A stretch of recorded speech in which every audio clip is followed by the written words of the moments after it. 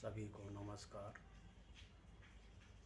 आज मैं आप लोगों को ये बता रहा हूँ कि हम धूप दीप जलाते हैं सुबह और शाम को, उसका क्या तात्पर्य होता है और किस लिए हम धूप जलाते हैं, उसका महत्व क्या होता है। देखिए, आध्यात्मिक विद्या के बारे में मैं बता रहा हूँ। एक दो तरह की विद्याएं होती है, एक आध्यात्मिक और एक तांत्रिक विद्या। तांत्रिक विद्या बेशक फेल हो जाए, लेकिन आध्यात्मिक विद्या कभी फेल नहीं होती है, क्योंकि उसका सीधा संपर्क परमात्मा से होता है और परमात्मा के द्वारा ही कार्य किया जाता है। देखिए, धूप तो लगभग 99% लोग जलाते होंगे, लेकिन उसके महत्व के बारे में शायद ही कुछ लोग जानते होंगे। उसके बारे में मैं आपको बता रहा हूँ। देखिए, हम जब सुबह की धूप दीप जलाते हैं और अपने कार्यस्थल की ओर, या जो नौकरी वाले हैं नौकरी की ओर, व्यापारी है व्यापार की ओर, या कोई भी लगा लो, किसी व्यवसाय में हो, वो उसके लिए निकलता है कि सुबह की धूप जलाते समय भगवान से प्रार्थना करता कि हे प्रभु परमेश्वर, परम पिता परमेश्वर, मैं अपने कार्य की ओर जा रहा हूँ, मुझे कार्य में तरक्की देना, मेरे कार्य में सफलता देना, मेरे कार्यों को सफल करना, और जो रुकावट आएगी उसे दूर करना, और अपनी कृपा मुझ पे बनाए रखना। यह धूप दीप जलाकर वह अपने कार्य की ओर निकल पड़ते हैं। इसी प्रकार स्त्रियां भी अपने घर परिवार के लिए, मेरा घर परिवार सुख शांत रहे, आपकी कृपा सदैव बनी रहे, धन धान्य से भरपूर हों और इस लायक हों कि किसी की मदद कर सकें, कोई मजबूर हो उसकी मदद करने में सक्षम हो।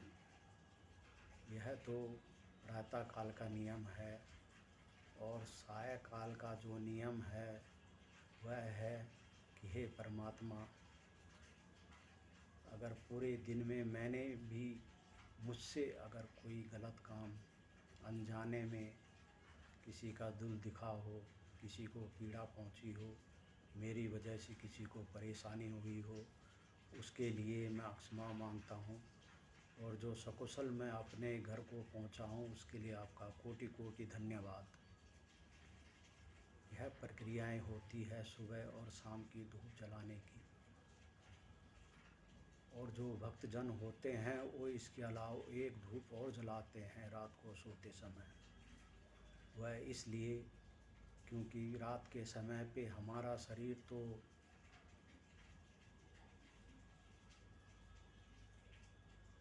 सोया रहता है, लेकिन हमारी आत्मा हमारे शरीर से निकल के भ्रमण करती है। तो वह धूप इसलिए जलाई जाती है कि हे परमात्मा,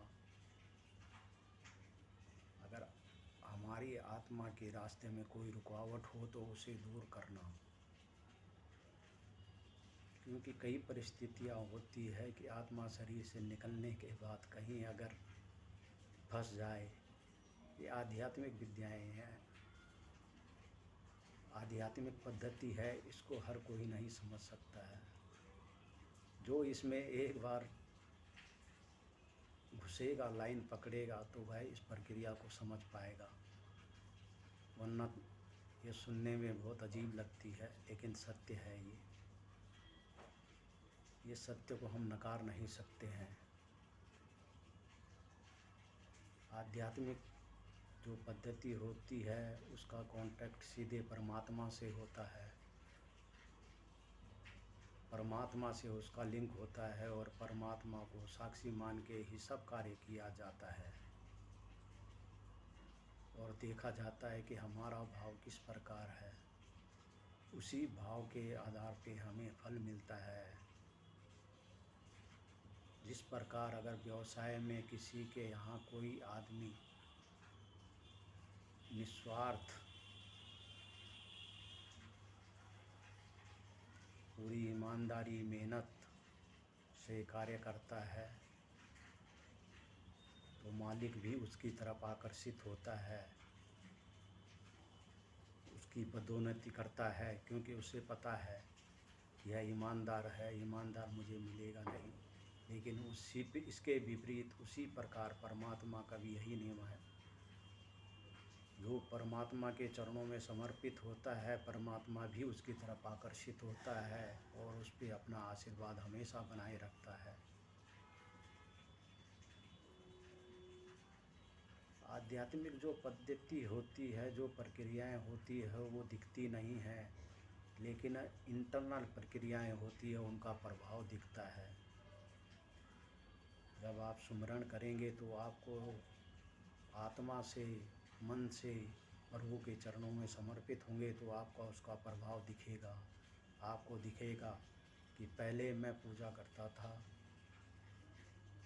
उसका परिणाम, और आज मैं जो कर रहा हूँ उसका परिणाम, उसमें क्या अंतर है, इसका अनुमान आप लोग खुद लगा सकते हैं।